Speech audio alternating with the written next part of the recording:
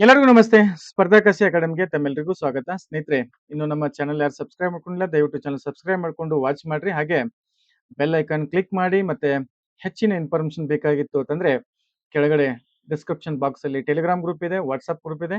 So ನೀವು ಅಲ್ಲಿ join ಆಗ್ಬೋದು. ಸ್ನೇಹಿತರೆ, ತುಂಬಾ ಜನ ನಿನ್ನೆಯಿಂದ ಸರಿಸುಮಾರು ಕರೆಗಳನ್ನ ನೀವು ಮಾಡ್ತಾ ಇದ್ರಿ. ಬಟ್ ಈ ವಿಡಿಯೋನ ನಾನು ಮಾಡಬಾರ್ದಾಗಿತ್ತು. ಯಾಕಂದ್ರೆ ನನಗೆ ಸಮಯ ಅವಕಾಶ ಸಿಗ್ತಾ ಇಲ್ಲ. ಆದ್ರೂ ಏನ್ ಪಾತ್ರ ಬಹಳ ಒತ್ತಡದ ನಡುವಿನೂ ಏನ್ ಪಾತ್ರ ಈ ಒಂದು ಇನ್ಫಾರ್ಮೇಶನ್ ನಿಮ್ಗೆ ಕೊಡ್ಲಿಕ್ಕೆ ಇಷ್ಟಪಡ್ತಾ ಇದೀನಿ. ಯಾಕಂದ್ರೆ ಕರೆಗಳನ್ನ ಎಷ್ಟು ಅಂತ ಸ್ವೀಕಾರ ಮಾಡ್ಬೇಕು ಹೇಳಿ. ಸ್ನೇಹಿತರೆ, ನಿನ್ನೆ ದಿನ ಏನು ಡಿಪಾರ್ಟ್ಮೆಂಟ್ ದಲ್ಲಿ ಇರ್ತಕ್ಕಂಥ ಮಾಹಿತಿಯನ್ನು ಹೇಳಿದೀವಿ ನಿಮಗೆ. ಅದರಿಂದ ಒಂದಿಷ್ಟು ಸ್ಪರ್ಧಾರ್ಥಿಗಳು ಕೆಂಡಮಂಡಲವಾಗಿ ಓ ಹಂಗಾಯ್ತು ಹಿಂಗಾಯ್ತು ಅಂತ ಹೇಳಿ ನಿಮ್ಗೆಲ್ಲ ವಿಚಾರ ಗೊತ್ತಿದೆ, ಹೌದಾ? ಸ್ನೇಹಿತರೆ, ಏನು ಇವತ್ತು KKRDBದು ಮೀಟಿಂಗ್ ಇದೆ. ಸೊ ಆಲ್ಮೋಸ್ಟ್ ಇವತ್ತು ಏನ್ ಪಾತ್ರ ಫೈನಲ್ ಅಥವಾ ನಾಳೆ ಗೊತ್ತಾಗತ್ತೆ ಏನೇನ್ ಡಿಸಿಷನ್ ಆಗಿದೆ ಅಂತೇಳಿ. ಕಲ್ಯಾಣ ಕರ್ನಾಟಕ ಭಾಗದಲ್ಲಿ ಪ್ರತಿಶತ 80ರಷ್ಟು ನೇಮಕಾತಿ ಆಯ್ತು ಅಂತಂದ್ರೆ ಅಲ್ಲಿ ಎಲ್ಲ ಒಂದು category 3 category PSTR, GPT, HSTR ಹುದ್ದೆಗಳು ಏನ್ ಪಾತ್ರ ಸಿಗ್ತದ. ಇಲ್ಲ ಅಂತಂದ್ರೆ ಏನಾದ್ರು ಕಡಿಮೆ ಹುದ್ದೆಗಳಿಗೆ ಅವ್ರು ಕಾಲ್ಫಾರ್ ಮಾಡಿರೋ ಅಂತಂದ್ರೆ ಸೊ ಅಲ್ಲಿ ಹುದ್ದೆಗಳ ಸಂಖ್ಯೆ ಕಡಿಮೆ ಆಗುತ್ತೆ. ಸೊ ಒಂದಿಷ್ಟು ಕೆಟಗರಿಗೂ ಸಿಗದೇನೂ ಇರಬಹುದು. ಸ್ನೇಹಿತರೆ, ಈಗ ಆಲ್ರೆಡಿ ಏನಪ್ಪಾ ಅಂದ್ರೆ ನಿಮ್ ಮುಂದೆ ಹೇಳಿರ್ತಕ್ಕಂಥ ವಿಚಾರ, PSTR ಹುದ್ದೆಗಳು ಏನಕ್ಕಾಗಿ ಕಡಿಮೆ ಆದವು, ಸರ್ಕಾರ ಸಸಿ ನೆಟ್ಟು ತಾನೇ ಏನ್ ಪಾತ್ರ ಚೂಟುವಂತ ಕೆಲಸ ಏನಕ್ಕಾಗಿ ಮಾಡಿತು ಅನ್ನುವಂಥದ್ದು ಬಹಳ ಸ್ಪಷ್ಟವಾಗಿ ಈಗಿರ್ತಕ್ಕಂಥ ಕಮಿಷನರ್ ಏನ್ ಪಾತ್ರ ಹೊಸದಾಗಿ ಬಂದಿದಾರಲ್ಲ ಅವ್ರು ಏನ್ ಪಾತ್ರ ಈ ಒಂದು ಪ್ಲಾನ್ ಅನ್ನ ಎಕ್ಸಿಕ್ಯೂಟ್ ಮಾಡಿರ್ತಕ್ಕಂಥದ್ದು. KPSC ಶಾಲೆಗಳನ್ನ ಒಂದು ಕಾನ್ಸೆಪ್ಟ್, KPSC ಕರ್ನಾಟಕ ಪಬ್ಲಿಕ್ ಸ್ಕೂಲ್ಗಳನ್ನ ತಂದು 4-5 ಶಾಲೆಗಳನ್ನ ಕ್ಲೋಸ್ ಮಾಡಿ 1ರಿಂದ 5ನೇ ತರಗತಿಯ ವರೆಗೆ ಮಕ್ಕಳ ಸಂಖ್ಯೆ ಇಲ್ಲ ಅನ್ನುವಂಥದ್ದು. ಅಂದ್ರೆ ದಕ್ಷಿಣ ಕರ್ನಾಟಕದಲ್ಲಿ ಮಕ್ಕಳ ಸಂಖ್ಯೆ ಇಲ್ಲ, ಉತ್ತರ ಕರ್ನಾಟಕದಲ್ಲಿ ವಿಶೇಷವಾಗಿ ಕಲ್ಯಾಣ ಕರ್ನಾಟಕದ 7 ಜಿಲ್ಲೆಗಳಲ್ಲಿ ಎಷ್ಟು ಪರಿಸ್ಥಿತಿ ಕೆಟ್ಟಿದೆಯಲ್ಲ, ಅಲ್ಲಿ ಸ್ಕೂಲ್ಗಳನ್ನ ಗೆಸ್ಟ್ ಟೀಚರ್ನೇ ಏನ್ ಪಾತ್ರ ನಡೆಸುವಂಥದ್ದು. ಯಾಕೆ ನಮ್ಗೆ ಇಲಾಖೆ ಅಧಿಕಾರಿಗಳಿಗೆ ಇದು ಅರ್ಥ ಆಗ್ತಿಲ್ಲ? ಈಗ ತುಮಕೂರದೊಂದು ಮೇಡಮ್ ನನಗೆ ಎಕ್ಸಾಂಪಲ್ ಕೊಟ್ರು. ನೋಡಪ್ಪ, ತುಮಕೂರದಲ್ಲಿ ಒಂದು ಶಾಲೆ ಒಳಗ ಒಂದೇ ಮಗು ಇದೆ, 5 ಜನ ಶಿಕ್ಷಕರಿದ್ದಾರೆ, ಹೆಚ್ಚುವರಿ ಇದ್ದಾರೆ. ನಾನು ಏನ್ ಪಾತ್ರ ನಿನ್ನೆ ದಿನ ನೋಡಿ, ನಾನು ಈ ಮಾತು ಹೇಳ್ಬಾರ್ದು, ಅದು ಪದೇ ಪದೇ ಹೇಳಕ್ ಅನಿಸ್ತದ, ಹೇಳ್ಬೇಕಂತ ಅನಿಸ್ತದ. ನಿನ್ನೆ ಕಾಲಿಡ್ಕೊಳಕ್ ಹೋಗಿದ್ದೆ ನಾನು ಕಮಿಷನರ್. PSTR ಹುದ್ದೆಗಳು ಇಲ್ಲ ಅನ್ನೋ ಒಂದೇ ಒಂದು ವಿಚಾರ ಹೇಳಿದ ತಕ್ಷಣ ಎದೆ ಹೊಡೆದ ಏನ್ ಪಾತ್ರ ನಮ್ದು ನೊಚ್ಚು ನೂರಾಗ್ಬಿಡ್ತಾರೆ, ಕಾಲಿಡ್ಕೊಳಕ್ ಹೋಗಿದ್ದೆ. ಅದಕ್ಕೆ ಅವ್ರು ಏನ್ ಪಾತ್ರ ತುಮಕೂರ್ದು ಒಂದು ಶಾಲೆದು ಎಕ್ಸಾಂಪಲ್ ಕೊಟ್ರು. ಅದಕ್ಕೆ ನಾನು ಏನ್ ಹೇಳಿದ್ದೆ ಅಂತಂದ್ರೆ, ನೀವು ಈಗ ಈಗ ಈ ಕಡೆ ದಕ್ಷಿಣ ಕರ್ನಾಟಕ ಕಡೆ ಏನ್ ಪಾತ್ರ ನೀವು ನೋಡಿದ್ರಿ, ಹೌದಾ? ಇಲ್ಲಿ ಹೆಚ್ಚಾಗಿರ್ಬೋದು. ಯಾಕೆ ಹೆಚ್ಚಾಗಿರ್ಬೋದು ಅಂತಂದ್ರೆ ಸೊ ಅಪಾಯಿಂಟ್ ಆಗೋದು ಆ ಕಡೆ, ಅವ್ರು ಏನ್ ಪಾತ್ರ ಈ ಕಡೆ ಟ್ರಾನ್ಸ್ಫರ್ ಅನ್ನ ತೆಗೆದುಕೊಳ್ತಕ್ಕಂಥದ್ದು. 10 ವರ್ಷ ಆದ್ಮೇಲೆ ಏನ್ ಪಾತ್ರ ಟ್ರಾನ್ಸ್ಫರ್ ಆಗಿ ಈ ಕಡೆ ಬರ್ತಾರೆ. ಮತ್ತೆ ಏನ್ ಪಾತ್ರ ಇಲ್ಲಿ ಶಿಕ್ಷಕರ ಸಂಖ್ಯೆ ಜಾಸ್ತಿ ಆಗ್ತದ. ಆ ಒಂದು ರೇಷಿಯೋನ ನೀವು ನೋಡಿದಿರಿ. ನಿಜವಾಗ್ಲೂ ಏನ್ ಪಾತ್ರ ನೀವು ಕಲ್ಯಾಣ ಕರ್ನಾಟಕ ಭಾಗದಲ್ಲಿ ಅಥವಾ ಉತ್ತರ ಕರ್ನಾಟಕದ ಎಲ್ಲ ಒಂದು ಜಿಲ್ಲೆಗಳಲ್ಲಿ ಬಂದು ವಾಸ್ತವಿಕ ಸ್ಥಿತಿಯನ್ನ ನೋಡ್ರಿ ಅಂತ ಹೇಳಿದ್ವಿ. ಅವ್ರು ಏನ್ ಮಾಡ್ತಾರೆ ಅಂದ್ರೆ ಟೋಟಲ್ ಒಟ್ಟಾರೆ ಏನ್ ಪಾತ್ರ ಒಂದು ರೇಷಿಯೋವನ್ನ ತೆಗೆದುಕೊಂಡು ಎಷ್ಟು ಮಕ್ಕಳಿಗೆ ಎಷ್ಟು ಶಿಕ್ಷಕರು ಅಂತೇಳಿ ಅದನ್ನ ಪರಿಗಣಿಸಿ ಈ ರೀತಿ ಅವರ ಒಂದು ಪ್ಲಾನ್ ಬೇರೆ, ವಾಸ್ತವಿಕ ಸ್ಥಿತಿ ಇರ್ತಕ್ಕಂಥ ಪ್ಲಾನ್ ಬೇರೆ. ಸೊ ಇಂಥ ಒಂದು ಕ್ರಿಟಿಕಲ್ ಸನ್ನಿವೇಶದಲ್ಲಿ ನಾನು ಅವ್ರಿಗೆ ಮನವಿಯನ್ನ ಮಾಡ್ಕೊಂಡಿದ್ದೆ. ನೀವು ಏನಕ್ಕಾಗಿ ಫಸ್ಟ್ 4,422 ಹುದ್ದೆಗಳನ್ನ ಏನಕ್ಕಾಗಿ ಕರಿತೀವಿ ಅಂತ ಹೇಳಿದ್ರಿ, ಮತ್ತೆ ಇವಾಗ ಇಲ್ಲ ಅಂತ ಯಾಕೆ ಹೇಳ್ತಾ ಇದ್ರಿ ಅಂತ ಕೇಳಿದೀನಿ, ಒಂದು ಪ್ರಶ್ನೆ. ಸೊ ಅದನ್ನ ಏನ್ ಮಾಡ್ಬೇಕು ಅನ್ನುವಂಥದ್ದನ್ನ ಹೇಳ್ತೀನಿ ನಿಮ್ಗೆ. ಬಟ್ ಅವ್ರ ಕಾರಣ ಏನ್ ಪಾತ್ರ ಈ ರೀತಿ ಕೊಟ್ಟಿದ್ದಾರೆ, ಹೌದಾ?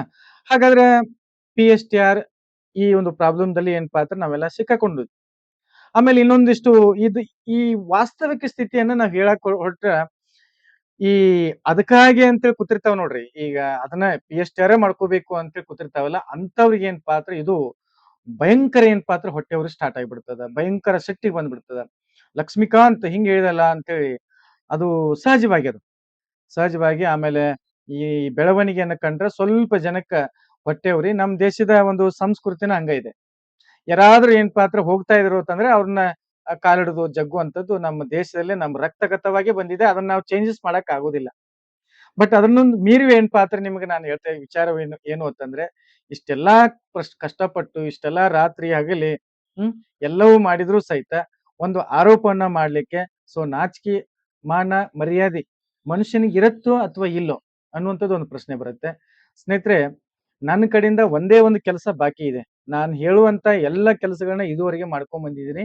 ಒಂದೇ ಒಂದು ಕೆಲಸ ಏನು ಅಂತಂದ್ರೆ, ರಿಟ್ ಪಿಟಿಷನ್ ಹಾಕಿಲ್ಲ ನಾನು. ಯಾಕೆ ಹಾಕಿಲ್ಲ ಅಂತಂದ್ರೆ 1.5 ವರ್ಷ ಆಯ್ತು ನಾನು CSS ಸೆಲ್‌ಗೆ ಮಾಹಿತಿಯನ್ನ ಕೇಳಿದ್ದೀನಿ. ಈಗ ಆಲ್ರೆಡಿ ಕರ್ನಾಟಕದಲ್ಲಿ ಎಷ್ಟು ಹುದ್ದೆಗಳು ಖಾಲಿ ಇದಾವ ಅಂದ್ರೆ ಕರೆಂಟ್ ಕೋಡ್ ಅಂತ ಹೇಳಿದೀನಿ. ಆಮೇಲೆ ಎಷ್ಟು ಜನ ಶಿಕ್ಷಕರು ಈಗ ಆಲ್ರೆಡಿ ಸರ್ವಿಸ್ ಅನ್ನ ಅಂದ್ರೆ ಸೇವೆಯಲ್ಲಿದ್ದಾರೆ. ಒಂದು 4-5 ಮಾಹಿತಿಯನ್ನ ಕೇಳಿದೀವಿ. ಆದ್ರೆ ಇದುವರೆಗೆ ಮಾಹಿತಿ ಬಂದಿಲ್ಲ. ಇವಾಗ ಕೊಡ್ತೀವಿ, ಅವಾಗ ಕೊಡ್ತೀವಿ ಅಂತ ಹೇಳ್ತಾ ಇದಾರೆ. ಬಟ್ ಅದನ್ನ ಮಾಹಿತಿಯನ್ನ ಬಿಟ್ಟು ನಾವು ಇನ್ನೊಂದು 2 ದಿವಸದಲ್ಲಿ ಏನಪ್ಪಾ ಅಂದ್ರೆ ರಿಟ್ ಪಿಟಿಷನ್ ಹಾಕ್ತೀವಿ. ಅದೊಂದು ಕೆಲಸ ನನ್ಗೆ ಏನಪ್ಪಾ ಅಂದ್ರೆ ನಾನು ಮಾಡ್ತೀನಿ ಅಂತ ಹೇಳಿದೀನಿ. ಅದನ್ನ ಖಂಡಿತ ಏನಪ್ಪಾ ಅಂದ್ರೆ ಮಾಡೇ ಮಾಡ್ತೀನಿ. ಆಮೇಲೆ ಇನ್ನ ನಮ್ ಬಗ್ಗೆ ಏನಪ್ಪಾ ಅಂದ್ರೆ ಟೀಕೆ ಮಾಡೋರಿಗೆ ಹೇಳ್ತಾ ಇದ್ದೀನಲ್ಲ, ಯಾರು ನಿಮ್ಮಲ್ಲಿ ನಿಜವಾಗ್ಲೂ ಸಾಮರ್ಥ್ಯ ಇತ್ತು ಅಂತಂದ್ರೆ ನನ್ನ ಬಗ್ಗೆ ಮಾತಾಡುವಂತ ಅಥವಾ ಈಗ ನೀವು ಮಾಡ್ತಾ ಇದ್ರಿ ಅದು ಸರಿಯಲ್ಲ, ನೀವು ಹೇಳ್ತಾ ಇದ್ರಿ ಇನ್ಫಾರ್ಮೇಶನ್ ಸರಿಯಲ್ಲ ಅಂತ ಹೇಳ್ತಂದ್ರೆ ನೀವ್ ಏನಪ್ಪಾ ಅಂದ್ರೆ ಈ ಕೆಲಸ ಮಾಡಿ ತೋರಿಸಿ. ನಾನು ನಾನು ಯಾವತ್ತು ಏನಾದ್ರು ಡಿಪಾರ್ಟ್ಮೆಂಟ್ ನಾ ಹೋಗಿದ್ನಂದ್ರೆ ನನಗೆ ಕೇಳಿ ಪ್ರಶ್ನೆ ಮಾಡ್ರಿ, ನೀವ್ ಯಾಕೆ ಡಿಪಾರ್ಟ್ಮೆಂಟ್ ಹೋಗಿರಿ ಅಂತ. ಹೌದಾ? ಅದಕ್ಕೆ ದಯಮಾಡಿ ಏನಪ್ಪಾ ಅಂದ್ರೆ ನಮ್ಮೆಲ್ಲಾ ಒಂದು ಸ್ಪರ್ಧಾರ್ಥಿಗಳು ಬಹಳಷ್ಟು ಏನಪ್ಪಾ ಅಂದ್ರೆ ಆತಂಕದಲ್ಲಿದ್ದಾರೆ. PSTR ಕಾಲ್ಫರ್ಮ್ ಆಗುದಿಲ್ಲ ಅಂತೇಳಿ. ಹೌದಾ? ಅವ್ರಿಗೆ ಒಂದು ಸೊಲ್ಯೂಷನ್ ನ ಕಂಡುಹಿಡಿಬೇಕಾಗಿದೆ. ಮಿನಿಸ್ಟರ್ ಹತ್ರ ಭೇಟಿ ಆಗ್ಬೇಕಾಗಿದೆ. MLCಗಳ ಹತ್ರ ಕೈಕಾಲು ಹಿಡ್ಕೋಬೇಕಾಗಿದೆ. ಸೊ ಏನಾದ್ರೂ ಮಾಡಿ ಬಹಳ ಮಾಡ್ರಿ ಅಂತ ಹೇಳಂಗಿಲ್ಲ. ಸ್ವಲ್ಪ ಭಾಗದಾದ್ರೂ ಮಾಡ್ಬೇಕಂತ ಹೇಳ್ಬೇಕಾಗಿದೆ. ಸೊ ಈ ಕೆಲಸ ಏನಪ್ಪಾ ಅಂದ್ರೆ ನಿನ್ನೆ ದಿನ ಯಾವನೋ ಒಬ್ಬ ಮಾತಾಡಿದ ನೋಡಿ. ಸೊ ಆ ವ್ಯಕ್ತಿ ಏನಪ್ಪಾ ಅಂದ್ರೆ ನಾನು ಟೈಮ್ ಕೊಟ್ಟಿದ್ದೀನಿ ಅವ್ನಿಗೆ 4 ದಿವಸ. ಆಲ್ರೆಡಿ ಏನಪ್ಪಾ ಅಂದ್ರೆ ಇವತ್ತೊಂದು ದಿವಸ ಹೋಯ್ತು. 3 ದಿವಸ ಏನಪ್ಪಾ ಅಂದ್ರೆ ಇನ್ ಟೈಮ್ ಇದೆ. ಆ ವ್ಯಕ್ತಿ ಏನಪ್ಪಾ ಅಂದ್ರೆ ಮಾಡಿಸ್ತಾನೆ ನಿಮ್ಗೆ. PSTR ಹುದ್ದೆಗಳನ್ನ ಕಾಲ್ಫರ್ಮ್ ಖಂಡಿತ ಸೊ ಮಾಡಿಸ್ತಾನೆ. ಅದ್ರ ಬಗ್ಗೆ ನೀವ್ ಯಾರು ಏನಪ್ಪಾ ಅಂದ್ರೆ ವರಿ ಮಾಡ್ಕೋಬೇಡಿ. ನೀವ್ ಏನಪ್ಪಾ ಅಂದ್ರೆ ಸರ್ PSTR ಹುದ್ದೆಗಳನ್ನ ಕಾಲ್ಫರ್ಮ್ ಮಾಡಿಸ್ರಿ ಅಂತೇಳಿ ದಯವಿಟ್ಟು ನನಗೆ ಯಾರು ಕಾಲ್ ಮಾಡಕ್ ಹೋಗ್ಬೇಡಿ. ಯಾಕಂತಂದ್ರ ನಾವ್ ಹಿಡಿದಿರುವಂತ ಕೆಲಸ ಬ್ಯಾಕಪ್ ಸ್ಕೋರು ಒಂದು ಐತಿಹಾಸಿಕವಾಗಿರ್ತಕ್ಕಂತ ಕೆಲಸವನ್ನು ಮಾಡಿದೀವಿ. ಅದಾದ್ಮೇಲೆ TET ಮಾಡೋದೇ ಇಲ್ಲ ಅಂತೇಳಿ ಅದನ್ನ ಹೇಳಿದ್ರು. ಅದು ಏನಪ್ಪಾ ಅಂದ್ರೆ TET ಯನ್ನ ಮಾಡಿಸಿದೀವಿ. ಬಹಳಷ್ಟು ಇನ್ನೂ ಸಾಕಷ್ಟು ಏನಪ್ಪಾ ಅಂದ್ರೆ ಕೆಲಸಗಳನ್ನ ನಾವು ಮಾಡಿಸಿದೀವಿ. ಇಲ್ಲಿವರೆಗೆ ಸಾಕಷ್ಟು ಜನ ಏನಪ್ಪಾ ಅಂದ್ರೆ ಸಪೋರ್ಟ್ ಮಾಡಿದಿರಿ, ಬೆಂಬಲ ಸೂಚಿಸಿದಿರಿ. ನಿಮ್ಮ ಕಮೆಂಟ್‌ಗಳನ್ನ ನೋಡಿದ್ರೆ ಏನಪ್ಪಾ ಅಂತ ಹೇಳಲ್ಲ ನಿಮ್ಗೆ. ಬಹಳ ಅದ್ಭುತವಾಗಿರ್ತಕ್ಕಂತ ನಮ್ಮ ಮೇಲೆ ಅಭಿಮಾನವನ್ನು ತೋರಿಸಿದ್ರಿ ಸ್ನೇಹಿತರೆ. ಸೊ ಹಾಗೆ ಮುಂದೆ ಏನಪ್ಪಾ ಅಂತಂದ್ರೆ ನಾನು ಆ ಏನ್ ಮಾಡ್ತೀನಿ ಅಂತ ಅನ್ನೋಕ್ಕಿಂತ ನಮ್ಮ ವ್ಯಕ್ತಿತ್ವ, ನಡೆ ಅನ್ನುವಂಥದ್ದು ತುಂಬಾ ಇಂಪಾರ್ಟೆಂಟ್. ನಾನು ಇನ್ನೊಬ್ಬರನ್ನ ಬೈದು ನಾನು ದೊಡ್ಡವಾಕ್ಕಿನಿ ಅಂತೇಳಿ ಅನ್ಕೊಂಡ್ರೆ ಅದು ಬಹಳ ದೊಡ್ಡ ಮೂರ್ಖತನ. ನೋಡಿ, ಒಬ್ಬ ವ್ಯಕ್ತಿ ಏನೋ ಮಾಡ್ತಾ ಇದ್ದಾನೆ ಅಂತಂದ್ರೆ ಅವನಿಗೆ ಸಾಕಷ್ಟು ನಾವು ಸಪೋರ್ಟ್ ಕೊಡ್ಬೇಕು. ಹೌದಾ? ನಮ್ಗೆ ಹಣಕಾಸಿನ ಸಪೋರ್ಟ್ ನೀಡಲಿಲ್ಲ ಅಂತಂದ್ರುನು ನೈತಿಕವಾಗಿ ಬೆಂಬಲ ಕೊಡುವಂಥದ್ದು ನಾವು ಶಿಕ್ಷಕರಾದವರು ಕಲಿಬೇಕು. ಅದನ್ನ ಬಿಟ್ಟು ಲಕ್ಷ್ಮೀಕಾಂತ್ ಏನೋ ದೊಡ್ಡ ಇವತ್ತು ಕರ್ನಾಟಕದಲ್ಲಿ ಬಹಳಷ್ಟು ಏನಪ್ಪಾ ಅಂದ್ರೆ ಹೆಸರು ಮಾಡಿದ್ದಾನೆ. ಏನಾದ್ರು ನನ್ನ ಜಗ್ತೀನಿ ಅಥವಾ ಅವ್ನಿಗೆ ಏನಾದ್ರು ನಾನು ಬೈದ್ರೆ ನಂದ್ ಹೆಸರಾಗತ್ತೆ ಅನ್ನುವಂಥದ್ದಲ್ಲ. ಯಾರ್ ಸಾಮರ್ಥ್ಯ ಇರ್ತದ, ಏನ್ ಕೆಲಸ ಮಾಡೋ ಸಾಮರ್ಥ್ಯ ಇರ್ತದ ಅವನು ಏನಪ್ಪಾ ಅಂದ್ರೆ ನಾಯಕ ಆಗ್ತಾನ. ನಿನ್ನಲ್ಲೂ ಆ ಸಾಮರ್ಥ್ಯ ಇತ್ತು ಅಂತಂದ್ರೆ ಪ್ರತಿಯೊಬ್ರು ಏನಪ್ಪಾ ಅಂದ್ರೆ ನೀವೇ ಲೀಡರ್ ಆಗ್ಬೋದು, ನೀವೇ ನಾಯಕರಾಗ್ಬೋದು. ಹೌದಾ? ಸ್ನೇಹಿತರೆ, ಬಹಳ ಏನಪ್ಪಾ ಅಂದ್ರೆ ಹೇಳ್ಕೊತ ಹೋದ್ರೆ ಸುಮಾರು ಟೈಮ್ ಹಿಡಿಯುತ್ತೆ. ಅದಕ್ಕೆ PSTR ಒಂದು ಸಮಸ್ಯೆ ಇದು ಇದೆ. ಆ ವ್ಯಕ್ತಿ ಸಾಲ್ವ್ ಮಾಡ್ತಾನೋ ಅಂತೇಳಿ ನಾನು ಭಾವಿಸಿದ್ದೀನಿ. HSTR, GPT ಎರಡೂ ಏನಪ್ಪಾ ಅಂತಂದ್ರ ಕಾಲ್ಫರ್ಮ್ ಆಗತ್ತೆ. PU ಕಾಲೇಜ್ ಕಾಲ್ಫರ್ಮ್ ಆಗತ್ತೆ. ಡಿಗ್ರಿ ಕಾಲೇಜ್ ಕಾಲ್ಫರ್ಮ್ ಆಗತ್ತೆ. ನಿನ್ನೆ ದಿನ ನಾವು PU ಕಾಲೇಜ್‌ಗೂ ಏನಪ್ಪಾ ಅಂದ್ರ PU ಕಾಲೇಜ್ ಹುದ್ದೆಗಳು ಮತ್ತು ಕನ್ಫರ್ಮ್ ಮಾಡ್ಕೊಂಡ್ ಬಂದೀವಿ. ಡಿಗ್ರಿ ಕಾಲೇಜ್ ದಯಾನಂದ್ ಸರ್ ಉಪ ಕಾರ್ಯದರ್ಶಿಗಳನ್ನ ಸರ್ಕಾರದ ಉಪ ಕಾರ್ಯದರ್ಶಿಗಳನ್ನ ಭೇಟಿ ಮಾಡಿ ಅಲ್ಲೂ ಏನಪ್ಪಾ ಅಂದ್ರೆ ಕನ್ಫರ್ಮ್ ಅನ್ನ ಮಾಡ್ಕೊಂಡ್ ಬಂದಿದೀವಿ. ಆಮೇಲೆ ಏಡೆಡ್ ಸ್ಕೂಲ್ ಸಂಬಂಧಪಟ್ಟಂತೆ ಅದು ಏನಪ್ಪಾ ಅಂದ್ರೆ ಸೊ ಈ ಮೇ 20ರವರೆಗೆ 20ರ ನಂತರ ಈಗೆಲ್ಲ ಎಲೆಕ್ಷನ್ ಅಲ್ಲಿ ಬಿಜಿ ಇದಾರೆ. ಅಂದ್ರೆ ಜನಗಣತಿ ಮಾಡ್ತಾ ಇದ್ದಾರೆ. ಜನಗಣತಿ ಮಾಡೋದ್ರಿಂದ ಸೊ ಎಲ್ಲರೂ ಬಿಜಿ ಇದಾರೆ. 20ರ ನಂತರ ಪ್ರೊಸೀಜರ್ ಸ್ಟಾರ್ಟ್ ಮಾಡ್ತೀವಿ ಅಂತ ಹೇಳಿದ್ದಾರೆ. ಸೊ ಎಲ್ರು ಏನಪ್ಪಾ ಅಂದ್ರೆ ನಾವು ಡಿಪಾರ್ಟ್ಮೆಂಟ್‌ಗೆ ಹೋಗೋದಿಲ್ರಿ. ನಾವು ಯಾಕಂದ್ರೆ ಈಗ ನಮ್ಗ ಈಗ ನೋಡ್ರಿ ಎಂತ ಒಂದು ಪಬ್ಲಿಸಿಟಿ ತಗೋಬಹುದಾಗಿತ್ತು ಗೊತ್ತಾ ನಾನು? ಬ್ಯಾಕಪ್ ಸ್ಕೋರ್ ರೀ. ಬ್ಯಾಕಪ್ ಸ್ಕೋರು ಸಾಮಾನ್ಯವಾಗಿರ್ತಕ್ಕಂತ ವಿಚಾರ ಅಲ್ಲ ಸ್ನೇಹಿತರೆ. ಈ ಬ್ಯಾಕಪ್ ಸ್ಕೋರ್ ಸಲುವಾಗಿ ನಮ್ ಜೀವನನ ಹಾಳು ಮಾಡ್ಕೊಂಡಿವಿ. 2.5 ವರ್ಷ ಆಯ್ತು. ಗೊತ್ತಾ ಎಷ್ಟು ನನ್ನ ಹತ್ರ ನಾನು ಎಷ್ಟು ದುಡ್ಡು ಕಳ್ಕೊಂಡಿನಿ ಅಂತ ಯಾರ್ಯಾರು ಗೊತ್ತಾ ಇದುವರೆಗೆ? ಒಂದ್ಸಲ ಡಿಪಾರ್ಟ್ಮೆಂಟ್‌ಗೆ ಹೋದಾಗ 2ರಿಂದ 3 ಸಾವಿರ ಬೇಕು. ಬಂದವ್ರು ಏನಪ್ಪಾ ಅಂದ್ರೆ ಈ ನಮ್ಮ ಸ್ಪರ್ಧಾಕಾಂಕ್ಷಿಗಳು ಸಾಕಷ್ಟು ಬಂದಿರಿ. ನಿಮ್ಗೆ ಗೊತ್ತಿದೆ. 2ರಿಂದ 3 ಸಾವಿರ ಬೇಕು. ಒಂದು ಹಣ ಹೋಗ್ತದ. ಎರಡನೇದು ಏನಪ್ಪಾ ಅಂದ್ರೆ ಮುಖ್ಯವಾಗಿ ಸಮಯ ಹೋಗ್ತದ ನಮ್ದು. ಆಮೇಲೆ ಮೂರನೇದು ಏನಪ್ಪಾ ಅಂದ್ರೆ ನಿಮ್ ಕಡೆಯಿಂದ ಬಯಸ್ಕೋಬೇಕು. ಆಮೇಲೆ ಈಗ ಬ್ಯಾಕಪ್ ಸ್ಕೋರ್ ರೀ. ಆರಾಮಾಗಿ ಏನಪ್ಪಾ ಅಂದ್ರೆ ಎಲ್ರು ಮನಿಯೊಳಗ್ ಕುತ್ಕೊಂಡು ಬ್ಯಾಕಪ್ ಸ್ಕೋರ್ ಹೋಯ್ತು ಇನ್ನೇನಪ್ಪಾ ಅಂತಂದ್ರ ನಾವು ಅಪಾಯಿಂಟ್ ಆಗ್ತೀವಿ ಅನ್ನುವಂತ ವಿಚಾರದಲ್ಲಿ ಎಲ್ರು ಇದ್ರಿ. ಇದ್ರ ಹಿನ್ನೆಲೆ ಏನು? ಬ್ಯಾಕಪ್ ಸ್ಕೋರ್ ತೆಗಿಸ್ಬೇಕಂದ್ರೆ ಎಷ್ಟು ಕಷ್ಟ ಆಗಿದೆ ಅನ್ನುವಂಥದ್ದು ಯಾರಿಗೂ ಗೊತ್ತಿಲ್ಲ. ಅಲ್ರಿ ಸಾಕಷ್ಟು ಈಗ ರಿತೀಶ್ ಸರ್ ಇದ್ರು ಫಸ್ಟ್ ಕಂಪ್ಲೀಟ್ ಆಗಿ ಬ್ಯಾಕಪ್ ಸ್ಕೋರ್ ತೆಗಿಸಿದ್ದೀವಿ.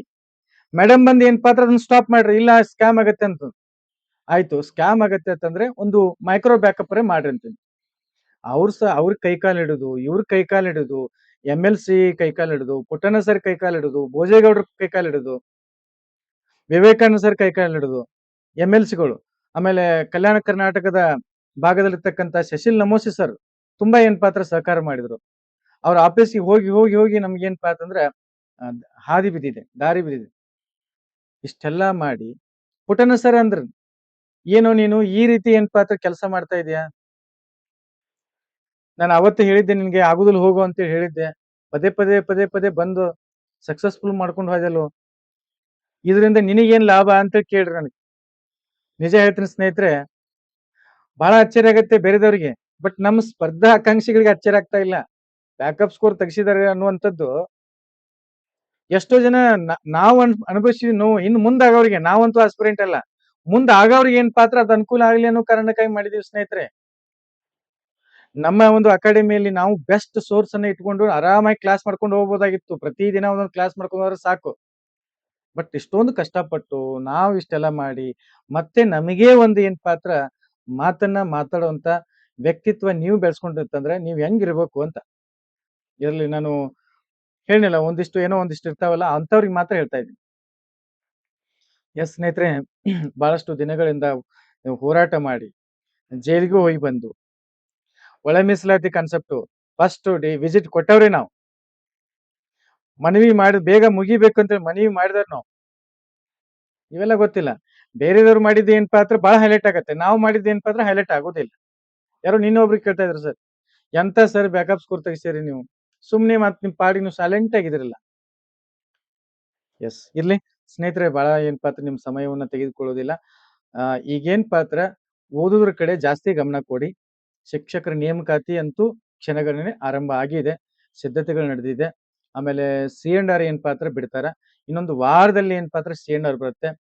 C&R ಬಂದ ತಕ್ಷಣ ನಿಮ್ಗೆ ಎಲ್ಲವೂ ಏನೇನು ಸಮಸ್ಯೆಗಳಿದಾವಲ್ಲ ಅವೆಲ್ಲ ಕ್ಲಾರಿಟಿ ಆಗ್ತಾ ಹೋಗುತ್ತೆ. ಅದಾದ್ಮೇಲೆ ನೆಕ್ಸ್ಟ್ ಏನ್ ಪಾತ್ರ ಹುದ್ದೆಗಳು, ಈಗ FD ಏನ್ ಪಾತ್ರ 15,000 ಶಿಕ್ಷಕರ ನೇಮಕಾತಿಗೆ ಕೊಟ್ಟಿದ್ದಾರೆ. ಅಲ್ಲಿ ಯಾವ್ಯಾವ್ದಕ್ಕೆ ಎಷ್ಟೆಷ್ಟು ಹಂಚಿಕೆ ಆಗತ್ತೆ ಅನ್ನುವಂಥದ್ದು ಈಗ ಏನ್ ಪಾತ್ರ ಬರ್ಬೇಕಾಗಿದೆ. 6,222 ಹುದ್ದೆಗಳನ್ನ FD ಕೊಟ್ಟಿದ್ದಾರೆ. ಎಲ್ಲ ಅಕೌಂಟ್ ಹೇಳಕ್ಕಾಗಲ್ಲ, ಮತ್ತು ಅದನ್ನು ಕೇಳ್ತಾ ಇದ್ರಿ, ಎಲ್ಲಾ ಹೈಸ್ಕೂಲ್ ಟೀಚರ್ ಅಕೌಂಟ್ ಹೇಳಕ್ಕಾಗಲ್ಲ. ಎಲ್ಲಾನು ಕೊಡ್ಬೋದು, ಆದ್ರೆ 2,000 ಕೊಡ್ಬೋದು, ಅಥವಾ 1,000 ಕೊಡ್ಬೋದು, 3,000 ಕೊಡ್ಬೋದು. FD ಕಳ್ಸಿದ್ವಿ ಅಂತ ಹೇಳಿದ್ದಾರೆ. ಇಂಥ ಅಥೆಂಟಿಕ್ ಮಾಹಿತಿ ಒಂದ್ ಯಾವ್ದಾದ್ರು, ಈಗ ಯಾವ ಒಂದು ಸಂಘಟನೆಗಳು ಏನಿದಾವಲ್ಲ, ಯಾರಾದ್ರೂ ಒಂದು ಮಾಹಿತಿ, ಇಂಥ ಅಥೆಂಟಿಕ್ ಮಾಹಿತಿ ಏನ್ ಹೇಳ್ತಾ ಇದೀನಲ್ಲ 6,220 ಇಂಥ ಮಾಹಿತಿ ತೆಗೆದುಕೊಂಡು ಬಂದು ಸ್ಪರ್ಧಾರ್ಥಿಗಳಿಗೆ ಹೇಳ್ರಿ ನೋಡೋಣ. ಅವಾಗ ಏನ್ ಪಾತ್ರ ನಾನ್ ನಿಮ್ನ ಒಪ್ತೀನಿ. ಯಾವ ಮಾಹಿತಿನೂ ಇಲ್ಲ, ಬರೇ ಏನ್ ಪಾತ್ರ ಸೋಷಿಯಲ್ ಮೀಡಿಯಾದಲ್ಲಿ ಬಿಲ್ಡಪ್ ಕೊಡುವಂತದ್ದು ಒಂದು ಬಿಟ್ರೆ ಯಾವ್ದೂ ಇಲ್ಲ ಸ್ನೇಹಿತರೆ. ಕೆಲಸ ಮಾಡೋರ್ನು ಬಿಡಂಗಿಲ್ಲ, ಕಾಲಿಡಿದು ತಾವು ಮಾಡಂಗಿಲ್ಲ ಅಷ್ಟೇ. ನೋಡಿ ಎಷ್ಟು ಆಕ್ರೋಶಭರಿತವಾಗಿ ನನ್ನ ಮೇಲೆ ಹರಿಹಾಯ್ದಾನೆ ಆ ವ್ಯಕ್ತಿ. ಓಕೆ, ಇರ್ಲಿ, ಪರವಾಗಿಲ್ಲ. ನಾವು ಮಾಡುವಂತ ಕೆಲಸ ನಮ್ಮ ಆತ್ಮಸಾಕ್ಷಿ ಗೊತ್ತಿದ್ರೆ ಸಾಕು ಸ್ನೇಹಿತರೆ. ಬಟ್ ನಿಮ್ಮೆಲ್ಲ ಒಂದು ಸಪೋರ್ಟ್ ತುಂಬಾ ನನಗಿದೆ. ಬಹಳಷ್ಟು ಕರೆಗಳನ್ನ ಮಾಡಿದ್ರೆ ನೀವೆಲ್ಲ. ಅದಕ್ಕೆ ಏನ್ ಪಾತ್ರ ಈ ಒಂದು ವಿಡಿಯೋವನ್ನ ಮಾಡಿದ್ದೀನಿ. ಏನಾದ್ರೂ ತಪ್ಪುಗಳನ್ನ ನಾನು ಏನಾದ್ರೂ ಮಾತಾಡಿದ್ರೆ ದಯವಿಟ್ಟು ಏನ್ ಪಾತ್ರ ಕ್ಷಮಿಸಿ. Thank you so much.